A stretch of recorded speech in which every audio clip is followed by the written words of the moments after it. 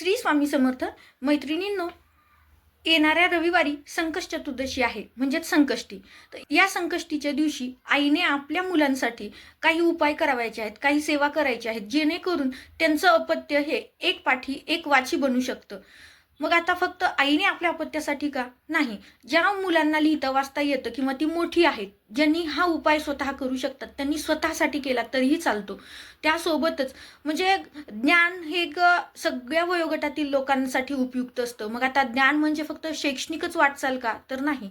ज्ञानाच्या अनेक शाखा आहेत. त्या अनेक शाखांपैकी म्हणजे प्रत्येक शाखा प्रत्येकांसाठी अनुरूप असते असं जरी नसलं तरी सुद्धा प्रत्येक वयोगटातील लोकांसाठी विशिष्ट ही ज्ञानाची शाखा ही उंचावलेली असायला हवी किंवा त्यांच्या शाखा या विस्तारलेल्या असाव्यात. तर त्या ज्ञानाच्या शाखा त्यांच्या विस्ताराव्यात यासाठी आपल्याला संकष्ट चतुर्दशीच्या दिवशी विद्येची देवता आपले गणपती बाप्पा यांची काही सेवा करायची आहे. यांच्या संकष्टीच्या दिवशी आपल्याला काही उपाय करावायचे आहेत, जे उपाय केल्यामुळं आपण एक पाठी एक वाची होतो, आपल्या ज्ञानाच्या शाखा विस्तारतात, जेणेकरून ज्ञान जास्तीत जास्त आपण घेण्याचा प्रयत्न करतो आणि घेतलेलं ज्ञान हे कायमस्वरूपी आपल्या स्मरणात राहतं. यासाठी कष्ट अनिवार्य आहेत, परंतु त्या कष्टाला या अध्यात्माची या उपायांची जर जोड मिळाली तर निश्चितच आपण यशाच्या शिखरावर जातो.